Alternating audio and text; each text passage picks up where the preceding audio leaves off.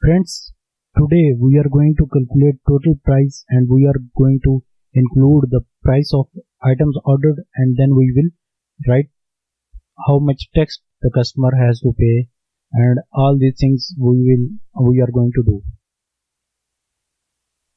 First, this is the code, and here we are taking order.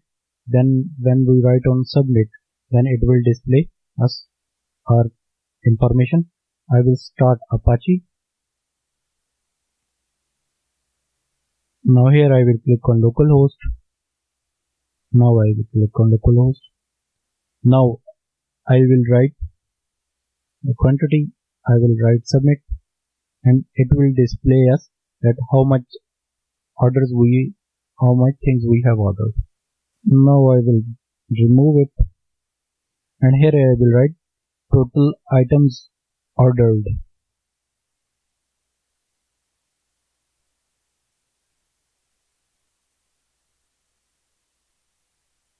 Here we are taking the quantity of tire, oil and plug, and we want to add these variables. Here I will declare a variable total QTY, and I will assign it value 0. By assigning it value 0, I am making this variable type integer. If you know Java or C++, you know here we have to write the variable type. But in PHP this is not the case. You don't have to write the type. Just pass the value and it will change its type. Here I have changed it 0.0. Now its type is float. I have embedded it in string, and now its type is string. So this is the case in PHP. You don't have to write the type. It will be automatically given to it.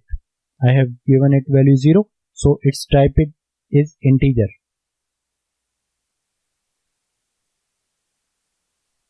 Now here I am going to add tire QTY, oil QTY and plug QTY, and going to save it in total QTY variable. So this is the quantity of total items ordered.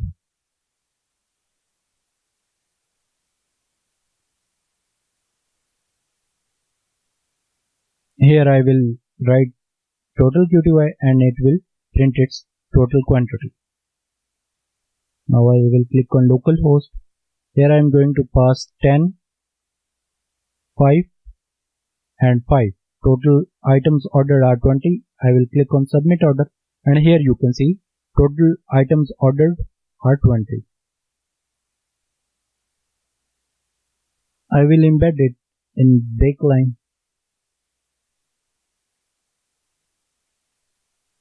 Now here what I have done, I have declared another variable total amount, and I have assigned it value 0.0. So data type of total amount is float. It can store decimal values, and in total amount I am first multiplying tire quantity with its price, tire price, and it will calculate the total amount of tires ordered. Then I am adding it with oil QTY and multiplying it with its price, and then plug QTY and multiplying it with its price. So what is happening? Price of tires, oil and plug will be added and it will be saved in total amount. Then I am printing it on the screen echo subtotal, and then I am writing total amount, so it will display total amount of all the items ordered. Now I am going to include tax rate here.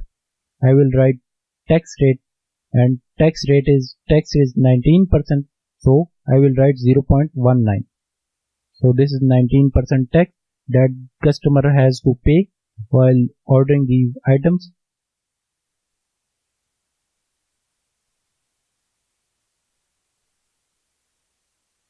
Now in total amount, I will multiply this total amount with tax rate.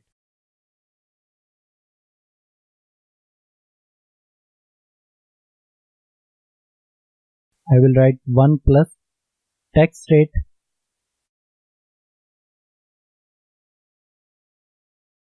Here what is happening? I am adding this one because I want to include tax price in total amount. So after this expression, we will get total amount including tax.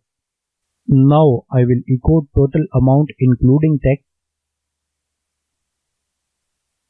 and here I will write total amount.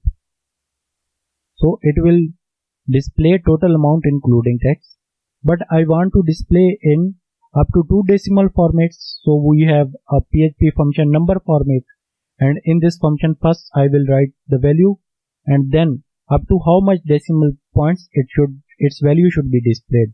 I have written 2, so value up to 2 decimal points will be displayed. This is PHP function. You can go through it on php.net. Here I will write rs.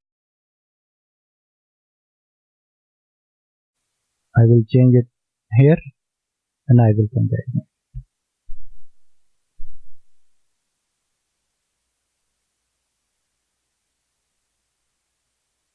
Now I will save it. I will click on localhost. Here I am going to pass the quantity, submit order, and here you can see we have total 30 items are ordered. Their price is 1600 and price including tax is 1904. This is RS, and we have calculated price including tax. Here one thing you can see, we are displaying 0. Why it is so? Because when I declared this total amount, by mistake I wrote this keyword echo and it displayed its value. I will remove it and it will solve the issue. That's it for today's lecture. In our upcoming lectures, we will learn concepts of PHP and then we will implement those concepts in web development. Thank you for your time.